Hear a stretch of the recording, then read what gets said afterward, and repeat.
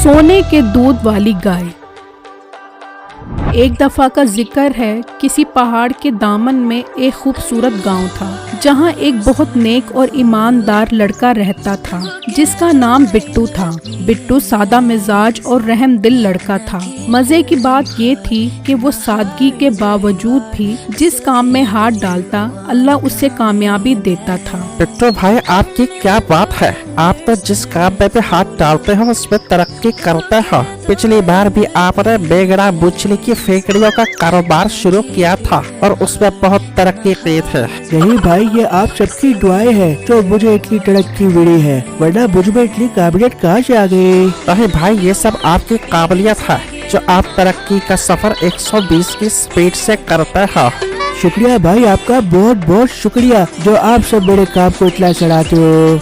बिट्टू भाई, अब आप कोई ऐसा काम करो जिससे हम गांव वालों को भी फायदा हो। हाँ भाई, मैं भी यही सोच रहा था कि मैं गांव में दूध का कारोबार शुरू करूं और सब गांव वालों को मुफ्त में दूध दिया करूं। अरे वाह बिट्टू भाई, मतलब अब हमारे बच्चे भी दूध पिया करेंगे। हाँ भाई, अब सब मेरी गाय का दूध पिया करेंगे और चुस्त और दुरुस्त और चाको चौबंद हो जाएंगे। उसी गांव में बिट्टू का हमसाया मीठा रहता था जो बिट्टू की कामयाबी से जलता था क्योंकि मीठे का कारोबार ठप था। हालांकि सरमाया उसने काफी ज्यादा लगाया था। अरे यार, ये सारे ग्राहक कहाँ मर गए हैं, ये मेरी दुकान पर क्यों नहीं आ रहे। इतना खर्चा करके मैंने ये दुकान बनाई है, अगर ग्राहक नहीं आएंगे तो मेरी दुकान तबाह हो जाएगी। और एक वो मोटा बिट्टू है जो कुछ भी काम न करे तो पैसे ऐसे कमाता है जैसे पैसे कमाने वाली मशीन हो। आजा बाजी आजा, मेरी दुकान पे आपकी पसंद की चीजें हैं।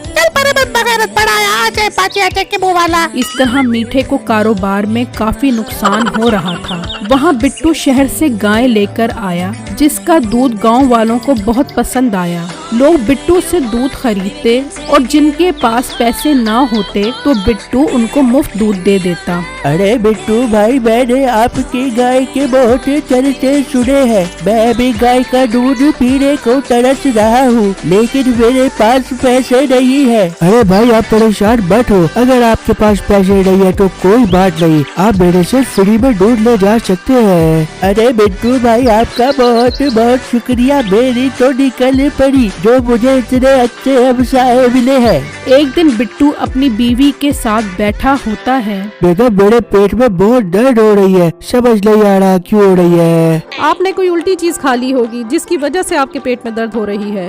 हाँ बेगम, मुझे भी पेट की बड़ोड़ लग रही है, मैं अभी वॉशरूम से होकर आता हूँ। फिर बिट्टू बाथरूम जाता है, इतने में उसकी माँ वहाँ से गुजरती है। अभी जान, मैं बाथरूम में बैठा हूँ, आपने क्यों दरवाजा खोल दिया। अरे बेटा, तू कुंडी लगा कर बैठा कर, कुंडी लगाता नहीं है और ऐसे ही बैठ जाता है। फिर बिट्टू अपनी बेगम के पास जाता है। बेगम, मेरे पेट का दर्द ठीक नहीं हो रहा, मुझे अस्पताल जाना चाहिए, ऐसा ना हो कि दर्द बढ़ जाए। ठीक है, हम अस्पताल चलते हैं, मगर जानवरों का ख्याल कौन करेगा। घर पे बेटे भाई के पास जाओ और उन्हें बताओ कि मेरी तबीयत बहुत खराब हो गई है, हम कुछ दिनों के लिए शहर अस्पताल जा रहे हैं, तब तक हमारी गाय का ख्याल करे। ठीक है, मैं जाती हूँ उनके पास। वहाँ मीठा अपनी बेगम के साथ बैठा होता है। हाँ, अब क्या कमा कर आया है। क्या कमा कर क्या मतलब, कुछ नहीं कमाया, कोई ग्राहक नहीं आया आज मेरी दुकान पर। तू इतनी मनहूस शक्ल लेके दुकान पर जावेगा तो ग्राहक कहाँ से आवेगा।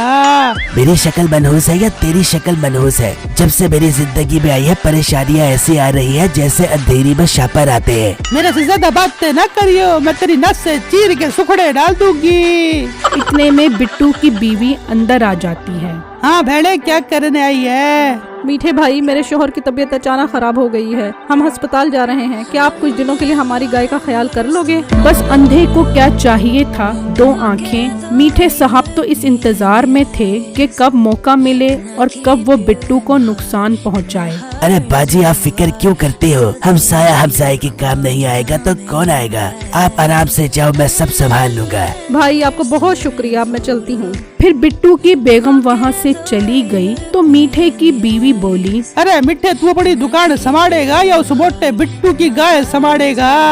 अरे बेगम, तू चुप कर, यही तो मौका है पैसे कमाने का। अपनी दुकान तो चल नहीं रही, इसका दूध बेचकर पैसे बनाएंगे। अरे मिठे, तूने तो मेरा दिल खुश कर दिया।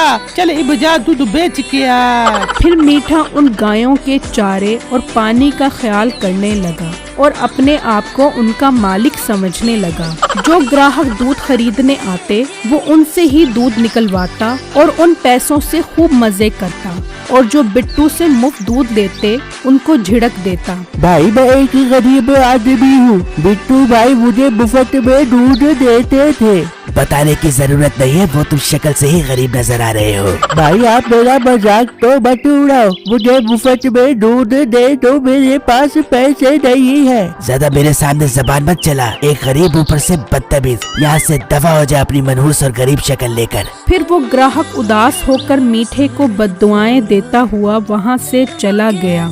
इसी तरह कई दिन गुजर गए और मीठा सोचने लगा, यार अब इस मोटे बिट्टू के आने का टाइम होने वाला है। इसके आने से पहले इन जानवरों को ठिकाने लगाना पड़ेगा। जब मैंने तरक्की नहीं की तो ये तरक्की क्यों करे। फिर मीठा बिट्टू की गाय को दूर जंगल में ले गया और कहने लगा, अब आएगा मजा। अब इस जंगल में कोई नहीं आ सकता और इसकी गाय भूख प्यास से मर जाएगी। अब मैं बिट्टू के घर जाकर ड्रामा करता हूँ। फिर मीठा वापस बिट्टू के घर आया तो लोग दूध लेने के लिए वहाँ मौजूद थे। तो मीठे ने उनको देखकर वावेला मचा दिया। अरे भाई गजब हो गया, गजब हो गया। क्यों भाई, क्या हुआ? और गाय कहाँ है? भाई मैं जब गाय को जंगल में घास खिलाने लेकर गया तभी एक शेर वहाँ आ गया और सारी गाय को खा गया। मैं बड़ी मुश्किल से अपनी जान बचा कर आया हूँ। बेटे भाई, शुक्र है शेर ने तुम्हें नहीं खाया। भाई वो मुझे खाने लगा था, मैं तो वहाँ से ऐसा तुम दबाकर भागा कि घर आकर ही रुकने का नाम लिया। भाई आपको फिक्र करने की कोई जरूरत नहीं है, आप तो गाय का बहुत ख्याल करते थे। आप खुद बिट्टू भाई से बात कर लेंगे। इतने में बिट्टू भी अपना इलाज करवाकर वापस आ गया। बिट्टू भाई मुझे माफ कर दो, मैं आपकी गाय को नहीं बचा सका। फिर उसने बिट्टू को सब बातें बताईं। हाँ बिट्टू भाई, मीठा ठीक कह रहा है, ये तो तुम्हारी गाय का बहुत ख्याल करता था।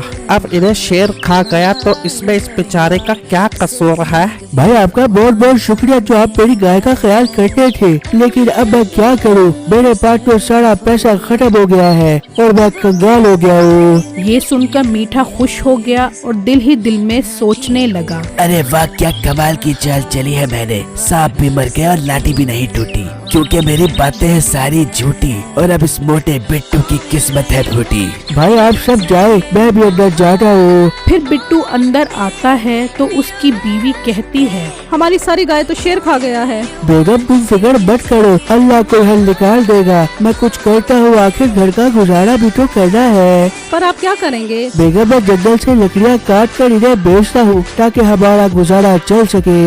मेरी इस वीडियो को लाइक और मेरे चैनल को सब्सक्राइब जरूर कीजिएगा और मुझे कमेंट बॉक्स में जरूर बताइएगा कि जब बिट्टू जंगल में लकड़ियाँ काटने जाएगा तो क्या उसे उसकी गाय मिल जाएगी। शुक्रिया।